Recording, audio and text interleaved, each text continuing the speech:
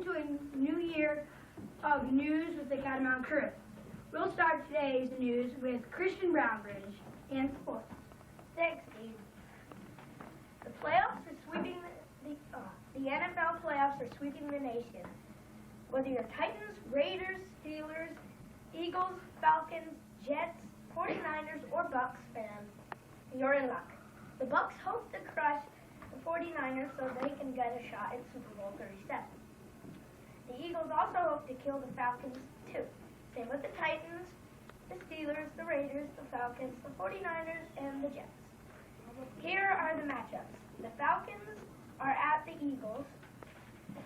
The Jets are at the Raiders. The Steelers are at the Titans. San Francisco is at the Bucks. Good luck to those teams and all the fans out there. Back to you, Dean. Excellent report, Christian. Now we'll go to Stephen with the national news. Thanks, Steve.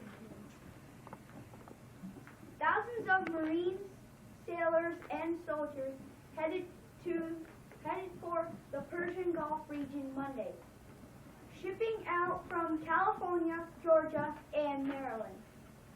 As the buildup for a possible war with Iraq accelerated sharply, Stephen Nelson, 10-month-old, sneaks into a line of soldiers from the 244th Army Liaison Team from Rockford. This will have an effect on everyone in the United States and other countries who are fighting for peace. Anyone with family or friends that were sent on Monday are praying for peaceful ending to the horrible beginning. Back to you, Dean. Very interesting, Stephen, and scary to think that we might be going into war. Now we'll go to Mr. Lasher with the latest in local news.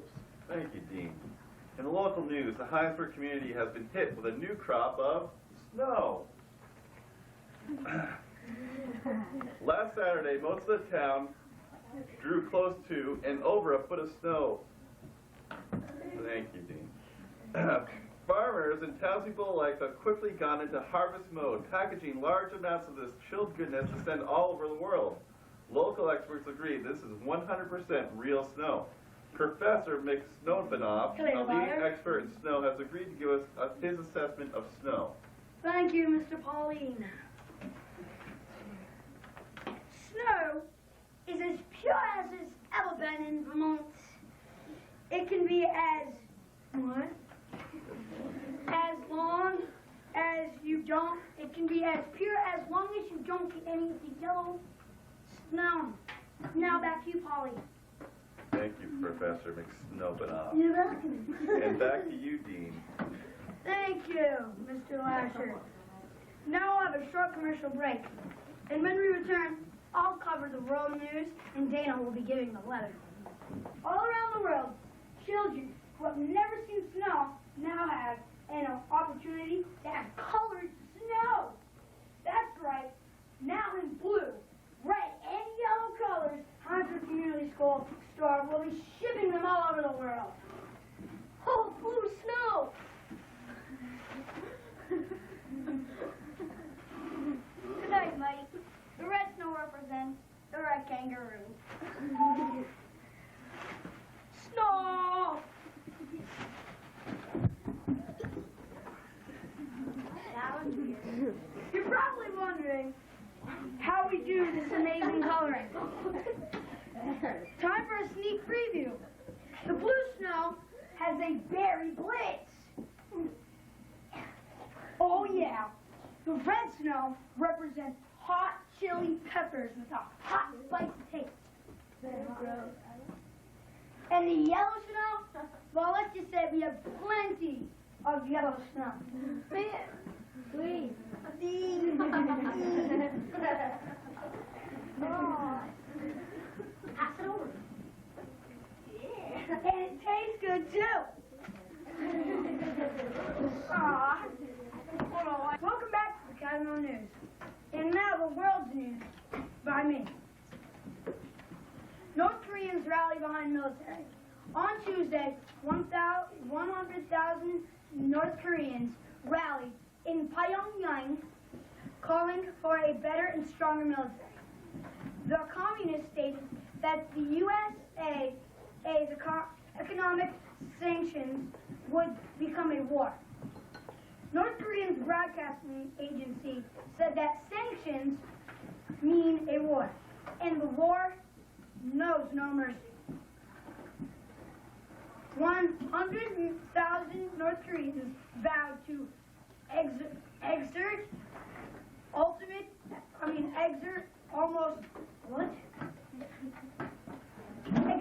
utmost efforts to increase the national defense capacity, quoted the broadcasting agency.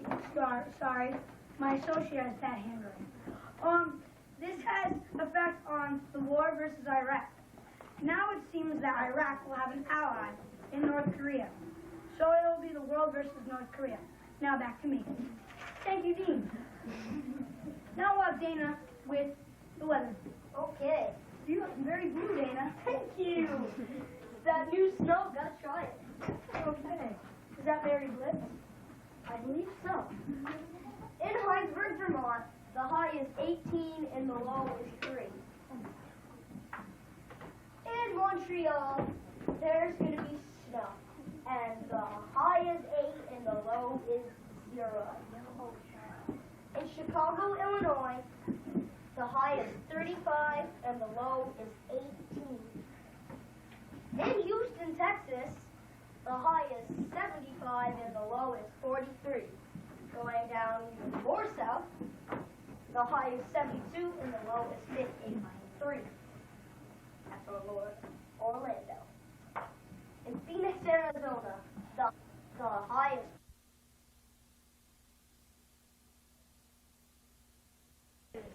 Today is January 31st, 2003. Welcome to a new year with a diminished Catamount crew. We'll start today's news with Ben Martin and sports. How you doing? On Sunday, the Buccaneers killed the Oakland Raiders 21-48 to clinch Super Bowl 37. Since the Bucs got John Gruden, their head coach from the Oakland Raiders, they have been dominating on defense and led them to the Super Bowl. Dexter Jackson was the Super Bowl MVP with 2 of the 5 interceptions the Bucs did on defense. Rich Gannon set a Super Bowl record with 5 interceptions in the Super Bowl. The Bucs defense was blitzing on Rich Gannon, which caused Rich Gannon to 5 sacks. The Bucs defense only allowed 3 points in the first half, while the offense scored 20 points. The Bucs wide receiver Kean McCullough caught 2 touchdown passes. Dwight Smith got an interception on defense and ran it in for 6 points. After the man's extra point attempt was good, so that means the score 34-3 with 3:23 left in the third quarter. And now back to you, Jacob. Excellent report, Ben. Now I'll tell you about some local news. Firefighters from 6 different fire departments were needed, yet did not succeed in rescuing a 2-story log cabin in Starksboro. The owner of the house, John Miles, was away at the time, but his poor 5-year-old dog, Brittany, was killed in the blaze. Heinsberg Fire Department was at the scene, though by the time they got there, it was too late. And the added obstacle was the fact that the water that they used in a failing attempt to save the burning building came from a stream some 2 miles away from the house. The cause of the fire is still unknown. A second fire happened in Essex.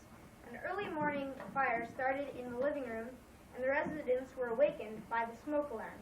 The blaze was thought to have started near the wood stove, but the spot is still under investigation.